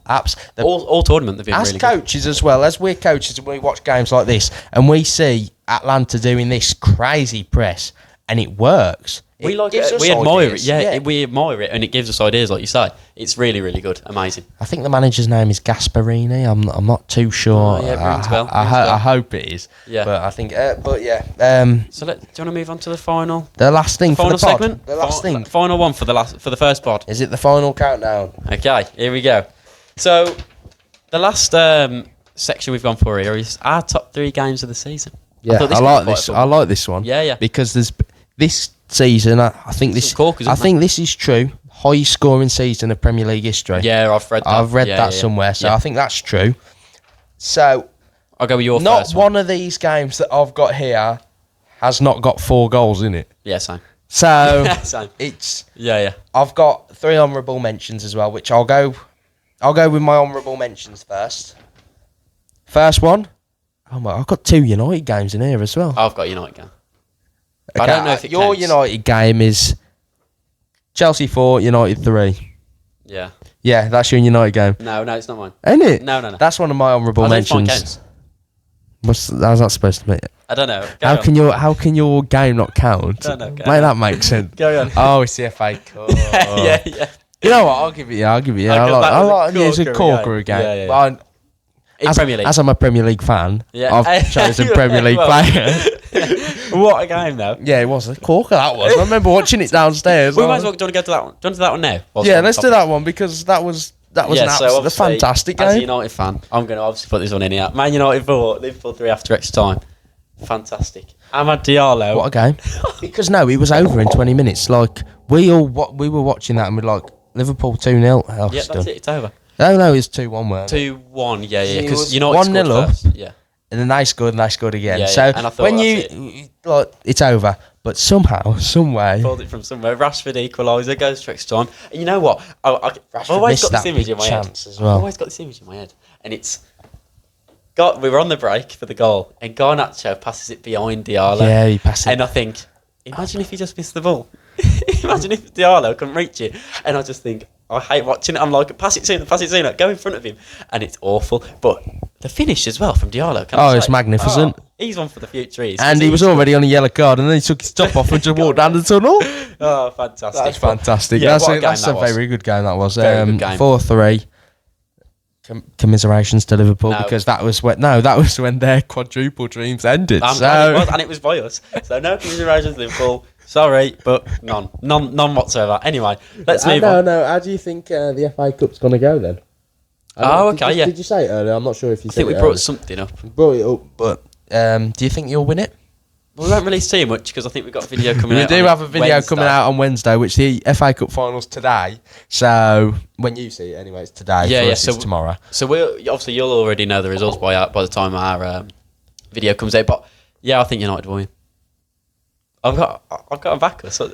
City all the way. City. I said blue moon. The only reason why is because if we do not win, if United win, then we're in the Conference League. And you're only at the end of it. I do not want to be in no little tipping point Emmerdale Cup little I said, if Man United win the FA Cup, I'll buy a trophy and it'll go at the end of the table.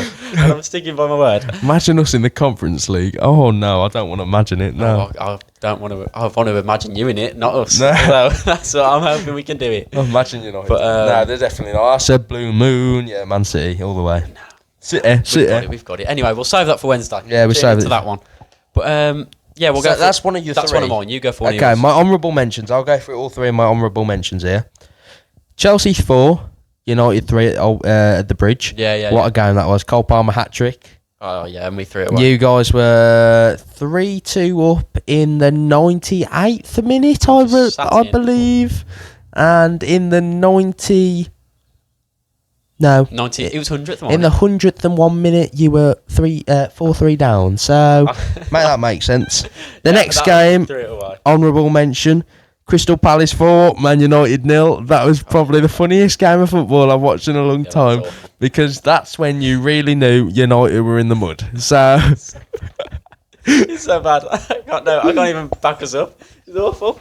And the last honourable mention is we were actually out on this day together. We were filming our editor video. That we had to send out. Newcastle 4, Luton 4. Was that day? That was that day. I remember it because I remember getting back in the car with you and you're like, oh my God, Luton have scored again. Luton are winning. Yeah, I do remember that. And then Newcastle. Them are my three honourable mentions. My games though, I'll go one game and then you go your next game. Yeah, then we got. Yeah, okay. Spurs 1, Chelsea 4. At the Tottenham Hotspur. No, because I believe I was writing all these. That was a good game. I was debating putting that one in. I was right. No, because it's the most entertaining game in my opinion. Yeah. And when I say the top 3 games of the season, in my eyes, it's the most entertaining games. And every game Chelsea plays entertaining to me because I want them to win. And I'm always stressing when I'm watching them. So I think every Chelsea game's entertaining. But that's the game that really crushed Tottenham's title dreams and their hopes. So It was a good game. There's red cards, yellow cards flying here, there, and everywhere. Yeah, Romero. Yeah. So, and then the thing is, the only reason I actually put this on here is because of what Postecoglou did with his high line and his 9 up front. You remember when he put the 9 on the line? Yeah. So that's because that made it so much more entertaining. Because we were just trying to get in behind, offside. So ping pong football. It was literally ping pong football. It was a good game though. I'll go. You want to go? Oh yeah, okay. I'll go one. I've gone Chelsea 4, City 4. Yeah. Is that one of yours? Yeah, I've got that. That's my number one. That is. Yeah. That is a quality. That is one of the best games I've watched all season because at the Bridge as well. At the Bridge, yeah. So we were winning, then we were losing, and then they scored in like the 87th minute.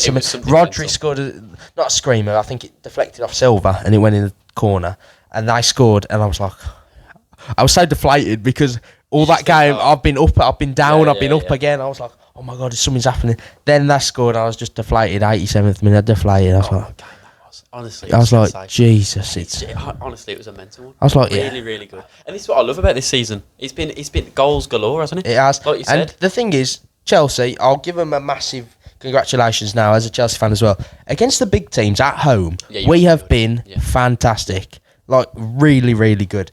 And that's Pochettino. Yeah. That's not Chelsea players. That's Pochettino getting it into the players because he's been getting it right, hasn't he, against big teams? He knows how to play against them. So I'm sacking him as well. Let's forget about sacking him. I'm still losing his head again. Yeah, I know. He'll go mental. Yeah, that's such a good game. It's such a good game. And then we were losing it, and then in the 90th minute, Cole Palmer. I think that's when he stepped out. Yeah, he kind of put his name out there. Yeah, he took the penalty. I did I saw him standing over it. I was like, no. Why is he taking it? I was like, we've got experience. I was like, Reece James is there. And then he stepped up. I was like, no. And then he put it in the top corner. And then he just went. Yeah. And I was like, this guy's one now. He's us. He's one of us. So I was really, really happy when that game was over. But I really thought we could win it. I've never seen City wobbled ever. You know what? I didn't think it was going to happen all season. But that just shows how good City are because they come back from that and they were really good. Yeah. But then we also come back, which I don't know. It was a great game. Really, really good game. What's your last game then? So my last one, I haven't numbered them like you have. Yeah. I haven't gone 1, 2, 3. I'll just put them in. So I've gone Arsenal 4, Luton 3. Arsenal 4? Luton 3. Oh my god, I A missed that Declan game. Rice header. Yes, I remember. Oh I remember my God. watching that game because it was in like the 98th minute. Rice scored that header in the last minute, and they just Oh, went it's off. fantastic. I And remember- this is what I love. Luton, go for it. They Well, score so yeah. many goals against the big teams, and I really like it. It was at Kenilworth Road as well. Yeah, it was. Yeah, I it remember. was. It was in And the it- tight stadium. Yeah. To be fair, it was scenes when Declan Rice scored that. Arteta got a yellow card for celebrating. All Yeah, he did yeah, was fist bump. I Yeah. felt Yeah, bad I for him felt bad for him. because all he did was run out and go, yeah. Yeah. And then he got yellow card, and then they got fined him. It's such a good game. Such a good guy. I like And that this game. is why I loved watching Luton in the Premier League. 'cause Such they a good literally shout. do everything at it. Yeah, they did. Yeah, And the signings that they made as well. Andros Townsend, he come in and he looked good. And he did Barkley well. come in on a free. And Very it's that good. experience that just gets them through and literally puts them out there and gets them to score these goals. But really, really good game. Love that one. All right, my second game, which this is my last game anyway. This was the first time this has happened in about 20 odd years in the Premier League. A team being 3-0 up at half time and losing 4-3. This has only happened like a few times or once in the Premier League. Bournemouth 4, Luton 3. Oh, what a game! Yeah. What a game! And that's the game that Luton lost. Got relegated. I think. completely agree. Because if they won 3 points in that game, when they're 3-0 up at half time as well, that would have put Brentford under a bit of pressure as well. yeah, it would if have. Luton won. Because they would have been on the up. Brentford was on the down at the time. Oh, honestly, That's that game. I bet Rob Edwards sits in bed tonight, and he's dreaming about last week as well, and the week before, and he's sitting there, and he just keeps having nightmares of that 3-0 up and then losing it. Because if I genuinely believe if they won that, they would have stayed up. Yeah, they would have, Yeah. because the momentum that you get beating a good team like Bournemouth are a good team. That 3-0 would have been a good win. 3-0. Clean sheet. Good amount of goals. Was it away? Yeah, away as well. And At that's the what I mean. Vitality. And you go into the next game, like you say, you got momentum, you Yeah. carry on, you keep pushing, and your team believes. It gets that belief, doesn't it? We can carry on doing this, and it just. But like you say, they lost that, heads drop, and I think it did hit them hard, like you say. But Yeah, I think that is the game that they got relegated, unfortunately. But to be fair, that's my overview of the Premier League. yeah, that's mine I as well. think it's been. I've liked this podcast. I really have, It's because been a fantastic first I episode. love I love the Premier League. I was about to say I love the podcast. I do love the podcast, but I love the Premier League more than anything. So, and the stuff that we had on the agenda today was fantastic to talk Yeah, about. I think we've covered it well. We have, and the overview, maybe we could have gone a bit in depth on like a bit more of the Premier League, but Yeah. I feel like Time-wise. no, it's not even that. I think all you need to know really, who's won, who's getting relegated, Yeah. and Your standout performers. your standout performances of the league, which I think we've covered really, really well. Yeah. I've enjoyed it. It's been a fun Have one. you? Yeah. Oh, really enjoyed it. This has been Yeah, yeah. fantastic. As Can't you wait for see. next week. Oh, I can't wait for It's next going to week. be a good one. Next Champions League as well, isn't it? Next week. Oh, yes. It's going to be a fun one. Champions League. Make sure you tune into that one. So, that's it. That's it. I can't believe it. It's over already. Fantastic. It's been fun. I've loved every minute Yeah, of this. yeah, I've loved fantastic. every minute of this. So if you enjoyed, leave us a 5-star rating on Spotify and Apple Music at wherever you're listening. Is that what they do on there? I think so. I don't know. Yeah, that's what I've heard. 5-star rating, I'm pretty sure. Leave your comments. Let us know what you think of this one. Let us know what you want us to do in the next one. And we hope you enjoyed. We do really hope you enjoyed. Yeah, If yeah. you're on YouTube, same time next week. Same time. Goodbye. Bye.